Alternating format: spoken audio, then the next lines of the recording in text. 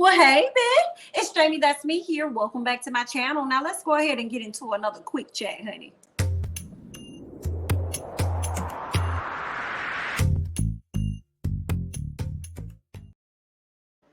All right, now, y'all, listen, we about to talk about y'all girl Heavenly, Dr. Heavenly over there on Married to Medicine. And then we going to get into these ladies of Real Housewives of Atlanta. Okay. But first of all, if you guys are not watching Dr. Heavenly's reviews after Married to Medicine, y'all need to, because Dr. Heavenly, to me, funny as hell. She has gotten on my nerves in the past few seasons, but in this season, I like Dr. Heavenly. I feel like she really tried her best to not be how she has always been in the past, being messy and stuff. I feel like this season, she really responded to people after they said something to her. She really reacted to people after they did some stuff to her. So I liked Heavenly for the most part.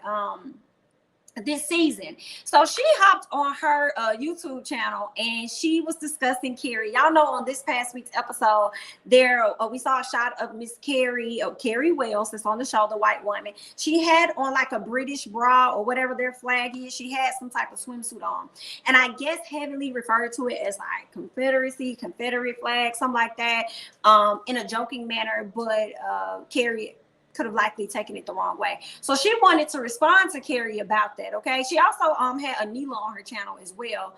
That was pretty interesting, you know, to see Anila on there. It was a good live. It's probably like an hour. Y'all should check it out.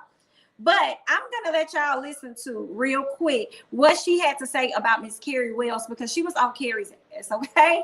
After that, y'all go ahead and just get into this clip real quick. But Kari need to fix her face. Can your husband fix Kari's face? Because I'm just sick of her damn ass. Now she just want attention from me. She been bothering me. Karen can fix anyone's face. Now I'm finna give her attention. Now Lisa can't get shit else from me. I'm done with her.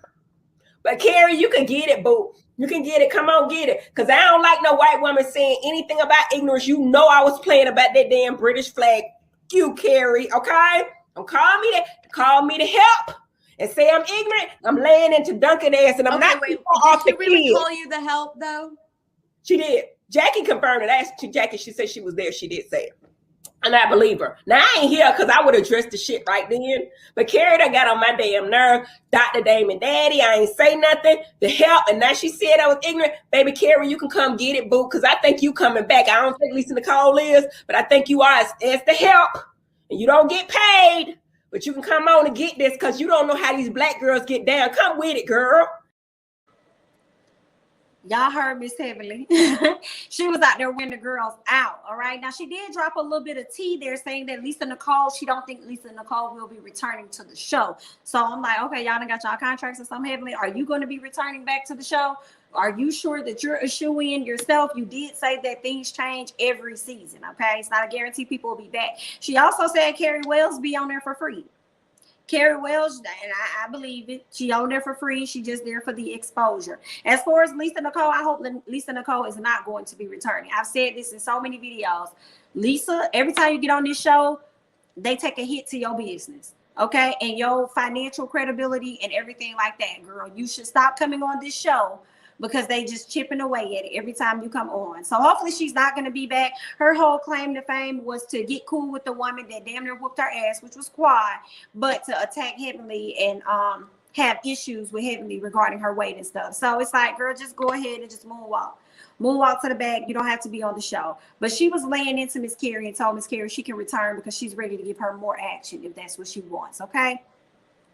We'll see how that's gonna flow for the next season, honey. Okay. But I'm also thinking, like, you know, you said some stuff about Quad too, Heavenly, because you wanted Quad to get back onto the show. So are you doing the same thing with Kari so you can make sure Kari come back onto the show and get a check?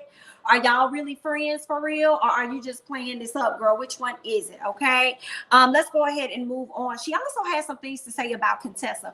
It wasn't a lot from the clip that I'm about to show you guys, but it was enough to make me wonder. So y'all know Contessa is going through issues with her husband. She went on Watch What Happens Live, and you know, on the episode, he talked about how he has a woman therapist, and then when Quad and Heavenly questioned him, It was, oh, I have a male therapist. Okay. So we know he be out here lying. When he came down there, they brought him down to the resort or whatever. He's sitting down. I do feel like that situation was wrong. I didn't really like how the ladies just went in to attack him instead of laying down some details, because he didn't even really know why he was there. So whatever response y'all were expecting from him, he wasn't willing to give y'all that, or at least he didn't respond how y'all expected, because he didn't even know what the hell was going on. Okay, nobody really gave him much of that information, but we ended up seeing, you know, Contessa getting up, apologizing for whatever, getting people involved, and I guess making Scott upset and apologizing to him, and then they end up leaving. So all in all, they got issues in the relationship. We're also going to see on the reunion where he ends up saying, or where she ends up saying that she filed for a divorce. Really quiet told her tea, but she kind of agreed to it. And once Scott heard that, he came running out wanting to talk to her about it. So yeah, they're having issues, but the issues have been going on for a long time. It may have been going on longer than her taking that trip to Tennessee so that she can go to school, because Heavenly and Anila are alluding to the fact that, and Anila is new to the show. She wasn't on the show at the time that happened, but she must have some inside tea too. But Heavenly is saying that it was more to the story than what we may have thought. Like, she didn't just go off to Tennessee for school. So America is wondering, what the hell was that about? But y'all go ahead and get into what Heavenly had to say about Contessa and her husband, Scott. Go ahead and get into this. Scott has not been the same since Contessa went to school and left him without a nanny. And she would come home complaining. You would not have done that. I think Delannick, and I ain't going to say because it hasn't been said on TV, there was a lot more going on with that situation. She didn't just go to school. There was a reason she left town. There was a reason. So that's the thing about it. We think we know the truth. We think we know the answers and everything. Like Curtis said, and Curtis can't really say shit because everybody be getting on his ass because we ain't finished with his ass from Jackie. But he was right. We never know all the different pieces and parts to what's going on. And I do know more than the average person. I don't think she would just leave 3 kids and go out of town. Like it was a whole different story. There's a lot more to it. There's a lot more to that. Very interesting for me. I'm wondering now, why the hell did she leave? Did she have somebody out there? Was Scott doing something he had no business? She was not finna leave and leave your ass with these kids, okay, because you're not respecting me how you need to. Very interesting. I don't know if we're ever going to see that play out on the show. I slick hope that they do as they go to therapy, because Contessa did say that they're in therapy. They've been in therapy for 2 weeks. I'm hoping that filming catches them while they are in therapy and we can find out more information about why she really left. Okay? Because when we didn't get the full story, I know for myself, I started looking at Contessa sideways more than I was looking at Scott sideways, right? So now we're saying you just don't know everything that is going on within these people's relationship, child. So, honey, I hope that we're able to find more information out about what was going on with that. And if not, I guess we'll have to be okay with that, because that's just their business, okay? But that's enough of Married to Medicine, honey. We're about to go ahead and move over to these ladies, okay? These are ladies of Real Housewives of Atlanta, okay? Now, Tamara Tattles has an exclusive article here that I want to pull up and kind of read over here to you guys, all right? Shout out to Tamara Tattles, okay? Exclusive Real Housewives of Atlanta casting updates, okay? Now, she's saying that Porsha has informally been in contact with Truly Original executives discussing her recent life updates. As previously stated, Fallon will not be on Real Housewives of Atlanta. Fallon also went on to confirm that on the interview she did with Up and Adam, but she also said that again on her IG story when she asked people to ask her questions. They asked her, will she ever be on the show again? She said, never. Is exactly what she said, okay? So she will not be on next season, which is unfortunate. So we won't really be able to see the messy storyline of Porsha Williams and Fallon's husband, Simon Guobadia, play out in the on the show. We'll see it play out on the blog, social media, but we won't get a chance to see it play out on the show, okay? Now, she also goes on to say that for viewers, this may put a hole in Porsha's potential story trajectory, okay? However, Bravo executives were never really interested in that story. How could you not be interested in that story, Bravo? How dare you, okay? They said that they were not interested in that story because it is salacious, reckless, and lowbrow. Bye. Bye. Bye. Bye. As if y'all never operating in salacious, reckless, and lowbrow stories. Honey, get out of here, okay? That's salacious, reckless, and lowbrow.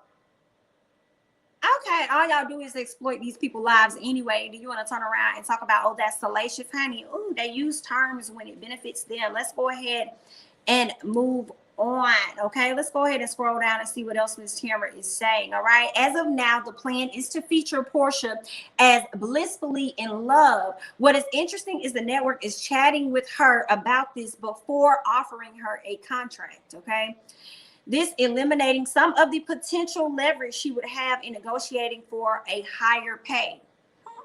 Porsha, newly repped by a Big Four talent agency and a high-profile attorney who is familiar with getting big bucks from Bravo, is expected to become either the highest paid or second highest paid this season. Honey, I believe it. When Porsha, I think Porsha got with this agency, I feel like it was last year or something, a big agency. I'm sure they're going to be trying to, and her attorney going to be trying to advocate for the most money.